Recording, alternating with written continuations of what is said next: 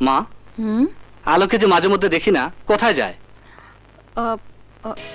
হয়তো ওকে জিজ্ঞেস কর না। কিরে, কোথায় থাকিস, কি করিস? ভাইয়া, আমি একটা চাকরি পেয়েছি।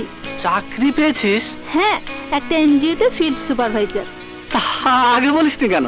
যদি না হয়। মা, খাবার দাও তো। দিচ্ছি। মা, তোমার মেয়ে চাকরি করে টাকার পাহাড় গড়বে। আজকাল মেয়েদের পরনির্ভর হলে চলে না। দেখি পরনির্ভর হও কিনা।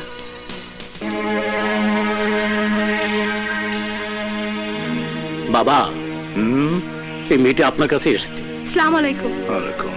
কি নাম তোমার? আলো। কি চাই? বাবা, আমি খুব বিপদে পড়ে এখানে এসেছি। বিপদ? অনেক দূরে আমার বাড়ি। একটা ছেলেকে ভালোবেসে এখানে এসেছিলাম। ছেলেটি আমাকে ফেলে রেখে চলে গেছে। এখন যে বাড়ি ফিরে যাব, সেই পথও আমার নেই। আমি কি করতে পারি বলো? আমি জানি আপনি খুবই দয়ালু, তাই আমাকে দয়া করে একটু আশ্রয় দিন। না হলে আমি একা মেয়ে মানুষ কোথায় গিয়ে দাঁড়াবো? আত্মহত্যা ছাড়া আমার আর কোনো পথ থাকবে না। কিন্তু আমার এখানে থাকতে হলে প্রথমে শক্তির পরীক্ষা দিতে হয়। বলুন, কি করতে হবে? আমার বোনের সঙ্গে তোমাকে লড়তে হবে। পারবে? পারবো।